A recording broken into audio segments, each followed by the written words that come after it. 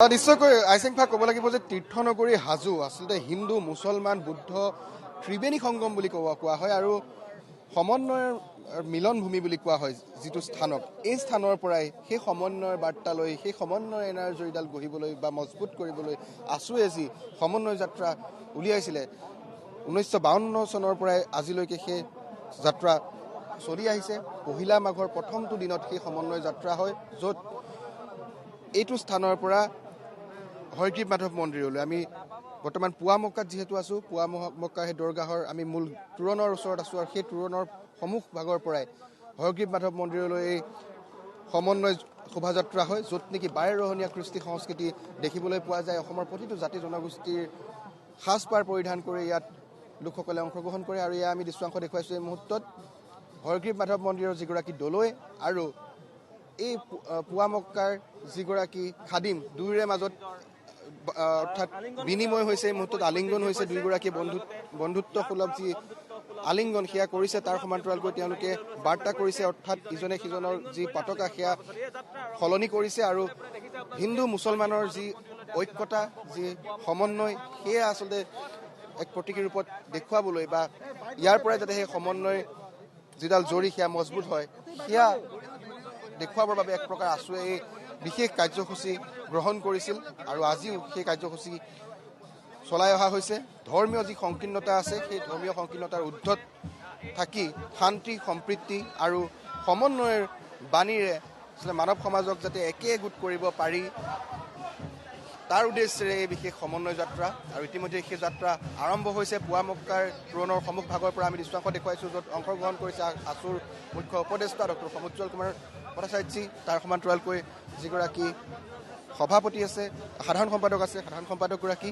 আমি যদি সম্ভৱ হয় কিছু মন্তব্য ল'বলৈ যত্ন কৰিম, কাৰণ সমন্বয় যাত্ৰা, গতিকে আজিৰ তাৰিখত তেওঁলোকে এই সমন্বয় যাত্ৰাত কি ক'ব বিচাৰে, বিশেষকৈ যিটো সাম্প্ৰতিক পৰিৱেশ পৰিস্থিতি সেই পৰিস্থিতিৰ ওপৰত এই সমন্বয় যাত্ৰাৰ গুৰুত্ব কিমান বা কেনেধৰণৰ এই প্ৰাসংগিকতা, এই সকলোবিলাক কথা আমি পাতিবলৈ যত্ন কৰিম, জানিবলৈ যত্ন কৰিম। কিছু আমি সাধাৰণৰ বাবে জাতীয় জীৱনৰ বাবে অত্যন্ত অনুকৰণীয় আৰু এই সমন্বয়ৰ বাৰ্তাৰ জৰিয়তে আমি জাতীয় জীৱনক সমৃদ্ধ কৰি শক্তিশালীভাৱে আগুৱাই নিয়াৰ প্ৰয়াস অব্যাহত ৰাখিম। আমি কিছু কথা পাতিবলৈ যত্ন কৰিম। মই সাধাৰণ সম্পাদকগৰাকীৰ কাষলৈ আহিছোঁ, মই কথা পাতিবলৈ কিছু যত্ন কৰিম। আজিৰ তাৰিখত যিটো পৰিৱেশ পৰিস্থিতি, বিশেষকৈ অসমত যেনেধৰণৰ হিন্দু মুছলমানৰ সংঘাত, তাত এই সমন্বয় যাত্ৰাৰ প্ৰাসংগিকতা বা হাজো আঞ্চলিক ছাত্ৰ সন্থাৰ উদ্যোগত বিংশ শতিকাৰ অন্তিম দশকৰ প্ৰথমাৰ্ধৰ পৰা হাজোৰ এই মণিকূট উৎসৱ আৰু সমন্বয় শোভাযাত্ৰা অনুষ্ঠিত হৈ আহিছে।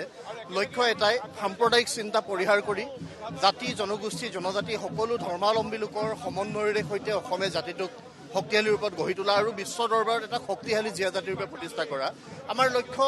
আমি প্ৰাপ্তিৰ দিশে আগবাঢ়ি গৈ থাকিব লাগিব। বিভিন্নজনে বিভিন্ন ধৰণেৰে সমাজখন ভাঙিবৰ কাৰণে চেষ্টা কৰিব। আমি আশা কৰিম যে সাংস্কৃতিক আদান প্ৰদানৰ যোগেদি আমি এই গোটেই শক্তিশালী ৰূপত জাতিটোক আগবঢ়াই লৈ যাবলৈ সক্ষম হ'ম।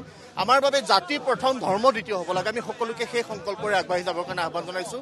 জাতিটোক শক্তিশালী ৰূপত আগবঢ়াই নিবলৈ হ'লে আমি সকলোৰে মাজত সমন্বয় লাগিব আৰু সমৃদ্ধিশালী জীয়া জাতি তেতিয়া প্ৰতিষ্ঠা হ'ব যেতিয়া আমি শক্তিশালী ৰূপত সকলোৱে আমাৰ মাজত সমন্বয় ভাৱেৰে সৈতে আগবাঢ়ি যাম। সেই লক্ষ্যৰে সৈতে এই যাত্ৰা অক্ষুণ্ণ থাকিব।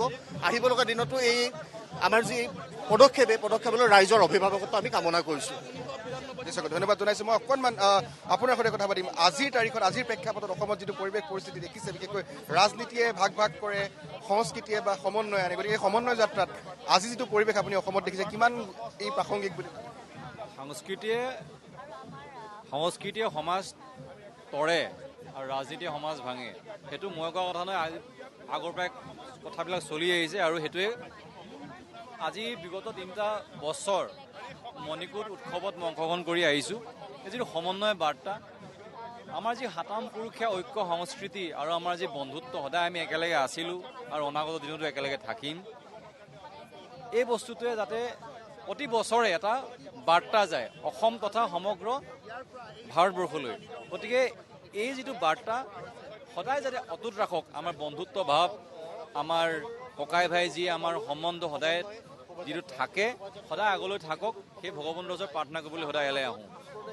ধন্যবাদ জনাইছোঁ। মই অকণমান আপোনাৰ কাষলৈ একেটা প্ৰশ্নই, যিটো প্ৰেক্ষাপট সামগ্ৰিক, সেই প্ৰেক্ষাপটত এই সমন্বয় যাত্ৰাৰ যিটো গুৰুত্ব বা প্ৰাসংগিকতা।